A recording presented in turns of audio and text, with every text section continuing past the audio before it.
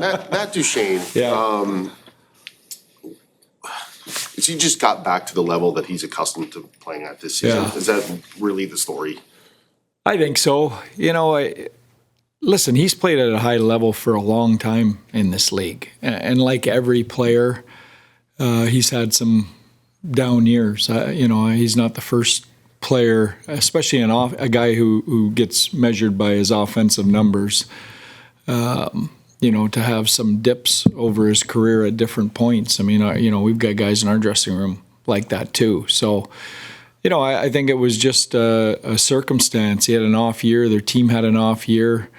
They wanted to make some changes. He became available. I don't think there was any doubt in Jim or I's mind, what he was capable of. And he's coming, he's delivered, at that level. And he doesn't look like he's slowing down to me.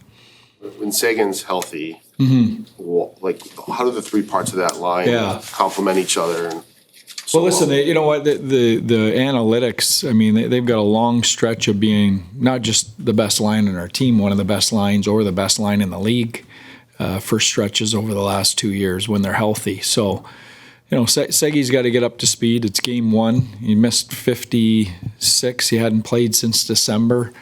I thought he did a great job coming in, getting up to speed. But there's going to be some runway there. But when they're all going, they get a nice compliment to each other. Marchment does a great job of disrupting and forechecking and winning pucks back. Dutchie's the transporter. He can carry the puck 200 feet from goal line to goal line. And Segi's turned into one of those guys that, is really, really good defensively. He's kind of the defensive conscience of that group for me. But also has that ability to find holes and find pucks in the offensive zone.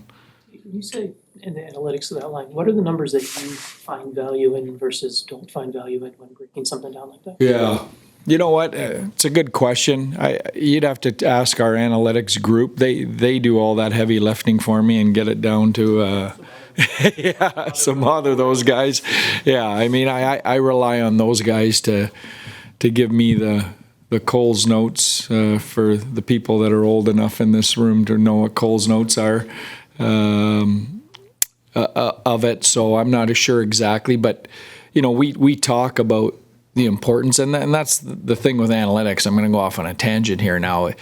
It's critical that you get the right things put into that pot, in order to get, valuable information out. So, that's the importance of that. And when it comes to the value and getting things out of it, how much do you actually communicate that with the players of this actually means something, or does that also fall on that staff there? Or? No, it means something. I mean, I'll give you an example. We have a game impact number for our entire roster after a game. And some guys are lower on that list than how they feel they played. And some of it's matchup based. If you're playing against McKinnon every shift, your game impact isn't in the things that they're talking about. It's offensively skewed. It's things like that. It isn't going to be good. So you've got to be careful with some of that stuff. Dig on that a little more. Is it like a score from 1 to 10, or what does a game impact score look like? It's a number, and it's everyone that plays in the game, and there's a bunch of things that go into that, but it is offensively slanted. Puck touches, puck battles, chances for, chances against. There's a whole bunch of things that go into that. And again, if you're matched up against a guy like McKinnon all night, your number's not going to be probably reflective of how effective you were. Speaking of McKinnon, I mean, you have obviously three centers that you could probably put any of them out against him, but did you feel particularly comfortable, especially with a player like Rope going up against his line? You know what? That wasn't a hard match for us. If that's what ended up happening, that's what ended up happening. I feel like when you're playing a player like that, you've got to build out at least 3 and probably 4 lines that can play against him. He's on the ice, for heavy minutes in all situations. We're going on the road, obviously, into Denver where they control those matchups. So, I don't think you can be married to 1 or even 2 matchups against him. I think your whole group has to be prepared to play against him. Do you feel the same way with the defense pairs, or is it a little bit different with defense? Yeah, no, I think, well, listen, everyone has matchups. I'm more of a defense matchup guy than a forward matchup guy, but, same thing. You're not going to be able to get 1 pair out against him, especially when you're going on the road. Every day we're asking Mikko the same questions, and he's answering them, gracefully, and he seems like he's in a good mindset. Yeah. How are you seeing how he's handling, just the scrutiny on him, the going up against his old team, everything that he's gone through? You know what? I've just been really impressed with his professionalism and his composure is probably the best word for it.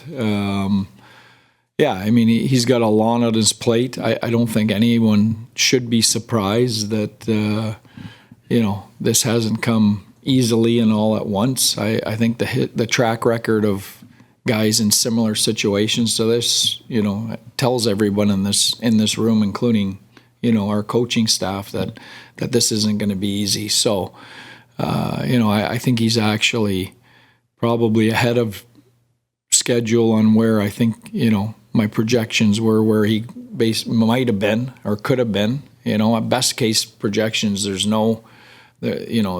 It's seamless. I don't think that's realistic, but I think he's ahead of where I think potentially he could have been, and where some other guys in the similar situation, the level they played at and how long it took them. So I've been really happy with him, and I think he's going to get better and better. I don't think what you're seeing is an act. I think he feels comfortable. I think he feels like it's really close, and he's just got to stick with it. At the same time, you need him obviously to be as good as he can be. How do you walk that line of pushing him but not pushing him too hard? Yeah. Well, yeah, we need him, but he's not going to win this series for us single-handedly. He's got to play a part, but we've got a big group around him, and until he gets to a point where he's making a nightly impact, other guys have to do some heavy lifting. Need any lineup changes tonight? We're probably going to have a couple, but that'll be game time. Miro's out today. Obviously, we saw him out. Miro's out. Yeah. Coach, with Mikko, when he first got here, how much more comfortable? I know you're saying it's a process and all that. It feels like it was real shocking for him, the initial trade and then the uncertainty. How much more comfortable is he now versus when he first got here in Carolina? I think every day he gets more comfortable. I think off ice he's settled from what I understand. With his housing and things like that, he's gotten to know the group, so that's always a big part of it. On the ice, I think there's still a transition. Look at he played in one place for almost a decade, and he played with one guy for almost a decade, and that guy. No one else in the league has that guy, that plays that exact game. So you've been working off, a certain partner like that for a decade, and your game working off that. It's not an easy transition. It's not an easy transition. What is his complete? Sorry, go ahead. Chris Tanev was really effective in shutting down Colorado Stars last year. Yeah. What can you replicate from what brought him success with the personnel you have here? Well, you don't replicate Chris Tanev. I think that's the beauty of Chris Tanev. He was. Listen, when we played Colorado last year at this time of year, we had Miro Heiskanen and Chris Tanev, two, in my mind, probably the top 5 defensive defensemen in the league, in our lineup. So, that's a different world than we're in today with what we have. So, we've got to do it by committee. We got to do it. Our forwards have to play a bigger part in that. Our goaltender has to play a big part in that. We don't have the same group we had last year. Obviously, this time of year with lineups and everything like that, there's a lot of things we don't know publicly that you and Jared are. How much, though, when you say I'm making game time decisions, or Jared says I'm doing this, does it actually impact your day, what Jared says? Or vice versa, like as a coach, like we always hear like, intentionally you don't share it with us and that's fine, but I'm just curious of how much does it actually change your prep when you say, hey, we're gonna name our lineup at 6 o'clock? I'm going to go home. I'm going to have a pregame meal. I'm going to have a nap. I'm not thinking about Jared Bednar or what he says today, and I assume he's not thinking about me. I hope he's not. Thanks.